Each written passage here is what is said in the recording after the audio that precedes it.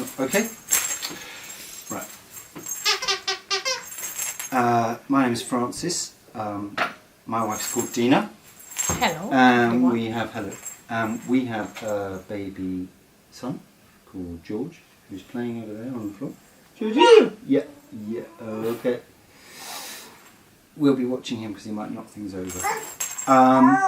We're a family in Oxfordshire, and we have come to the conclusion that the most useful thing that we can do during the coronavirus outbreak is to have a self-enforced lockdown. So that's what we're having. We've got a self-enforced voluntary lockdown. We've got a self-enforced voluntary lockdown. And in fact, we've been in lockdown since when? 24th February? 24th, 26th? 24th, 20, I think 24th, 25th. Anyway. And I'm, as you can see, I'm the world's proudest dad. I'm 58 years old and marvellous. Right, put that over there. You squeezing through, you coming by? So what does voluntary lockdown mean? Well, it means I go out 2 or 3 times a week to shop, and we take very occasional walks in the park, and that's it. Otherwise, we are at home. Oh, and we do a few driving lessons because Dina's learning how to drive, and so I go out with her in the car. She doesn't go to driving lessons because we're in lockdown. We're not seeing anybody else. So the driving lessons that she was having have stopped, but she goes out driving with me in the car. Why are we in voluntary lockdown? Well, hopefully we haven't got the virus, and we might have. I suspect we haven't because it's been 2 weeks, and we all seem remarkably healthy.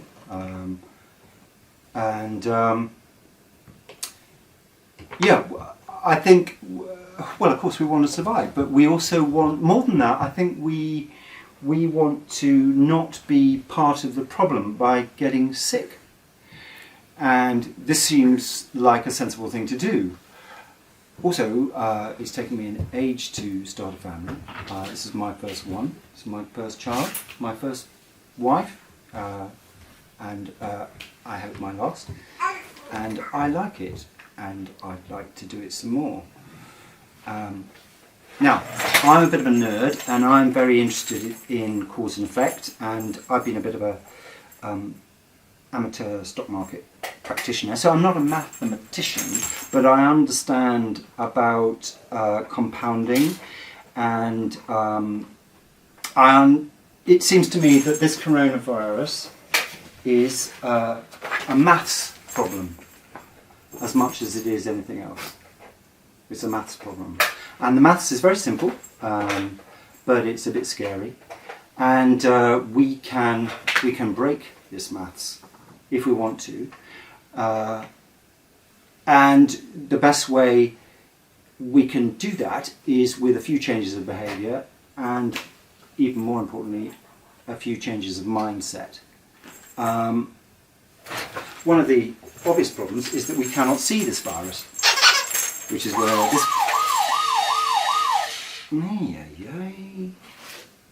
Helicopter. Ooh. It's George's rescue helicopter. George's rescue helicopter. We can't see this virus. If you were to imagine that there were 100,000 tigers running around at large that were man-eating and that were impervious to bullets, and the government told you that the best place for you was indoors, you'd be indoors. And when you did go out, you would change your behaviour quite radically. Now, this is not a very good metaphor. It's quite inadequate in a lot of ways, but it'll have to do for the moment. Anyway, you get the point. But we can kill these tigers. We can kill these tigers simply because they're man-eating, or we can starve them to death. We just don't feed them for 14 days, and they just die. So that would be the end of that. And we can do the same thing just by standing apart. And despite all our social instincts, what we need to do is we need to stop being social, and then the tigers will have no food. one of the things I want to say is, one of the reasons I'm making this video is that it seems to me everywhere I go,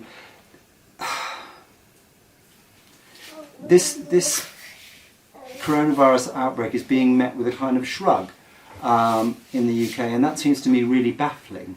And I think everyone should be a little bit more concerned.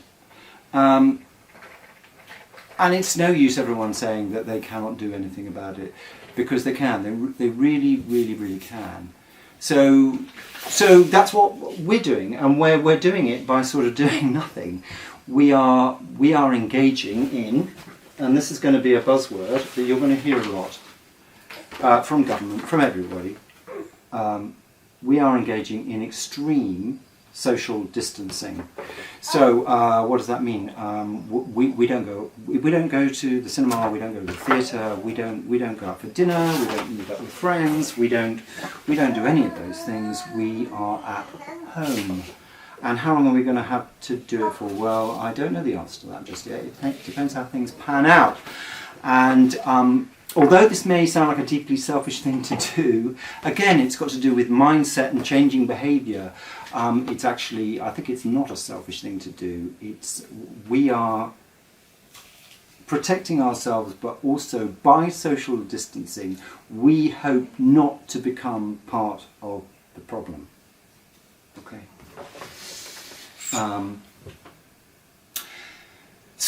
I'm slightly concerned that even though there's lots of evidence out there that shows that this thing can be contained, and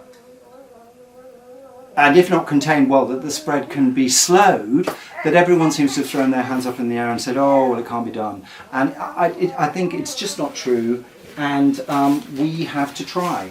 And there's a video link at the end of this from a guy from the World Health Organization, Bruce, I can't remember his second name, anyway, Bruce somebody. It's quite long, but in it he says we've got to try. You know, these steps that need to be taken are very simple, they're very counterintuitive, we're human beings, well, I'm not that social, but we're human beings and we love to be social, and we've got to stop. We've got to stop being social. And that will be the trying. The trying will actually be a sort of laziness, really, a remoteness. We need to be remote one from other. And then we're on a chance. And the other thing that strikes me is there seems to be a big cultural problem in dealing with this virus, in that every country in this world is thinking, look, we'll deal with this in our way. You know, we take a siesta at whatever time, or in the UK it seems to be, keep going and carry on. And even Boris Johnson saying, we should still be shaking hands, which I know, you're quite right, George, it makes me angry as well. But that is a misstep. Yeah, it is. I couldn't have put it better myself, George. So you heard George on shaking hands. He's against it. Yeah. So, yeah. We have to try. Yeah. And the other thing is that, what was I saying? Cultural cultures. Yeah, this virus, the thing is, it doesn't respect culture. It doesn't respect boundaries and cultures. It just keeps going. It doesn't care, that you're going to deal with it in an English way, that you're going to put on a pith helmet and carry on going to the rugby, because it'll still infect you, whatever. So it absolutely doesn't care. Yeah, this virus will deal with everyone in the same way. Yeah, by infecting everyone.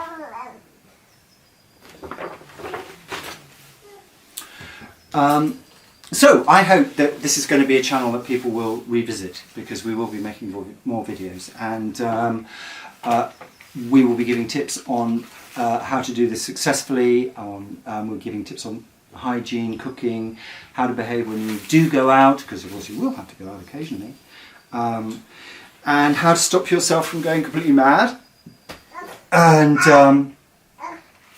Also, we want to disseminate and collect as much factual information on how to live through this period in a safe, hygienic way from other people. And hopefully in the comments people will contribute and make contributions, of facts and proper, serious, researched information that can then be shared with everybody through the channel, so that people can live in this new, slightly removed way.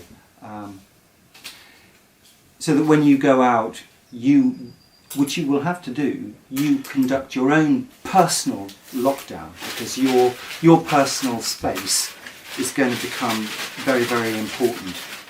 I mean, obviously, if you work in food production or the NHS, or if you work, never mind, the phone can ring. Or one of the emergency services, or you're in communications, or if you're in providing heat and light and all those basics for life, then of course you're going to have to go out. But it would be good if you went out in a really hygienic way, hygienic for everybody else and hygienic for you, so that you are protecting yourself and your family. And more importantly, you're not going to get sick, and you're not going to end up in the hospital, and you're not going to become a vector for this disease. Everybody needs to get out of the way who's not essential to the basics of life. Yeah. Don't be part of the problem. Don't be part of the problem.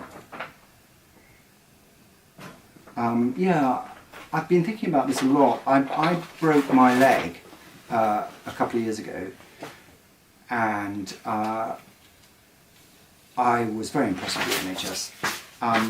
But there was a point at which I thought, my God, look at all the resources that I'm using up. It wasn't my fault. I was on my bicycle and I got hit by a van, and eventually the other side admitted liability. But I did think, my God, I am taking up a lot of space in the hospitals and so on. And anything you do that is slightly risky, don't do it. If you're doing anything where you're thinking, oh, I hope I don't hit my thumb or fall off my bike, or if you're going mountain climbing, don't go mountain climbing, because the hospitals are going to be needed for other people. It just seems sensible. Don't be part of the problem. I'm going to finish with this. I heard somebody on the radio saying that we're going to have to do this thing together alone. And that just struck me as extremely resonant. Together alone. Yeah, no, Georgie, Paul. Because we have to be united, but we have to be apart.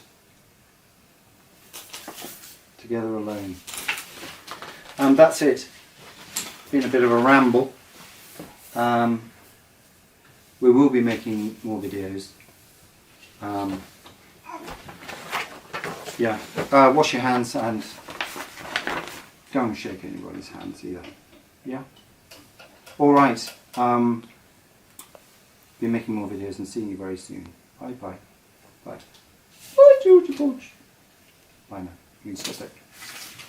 Tried to be even-handed about everybody was fair game. Well, anyone who deserved it, as it were. Perhaps that's right. Yeah. Are you helping me, George? Are you? Well, I always That's not really say, helping me. I Sit down there. take the Oh, yeah. All right. No. Right. Okay. And stop, darling.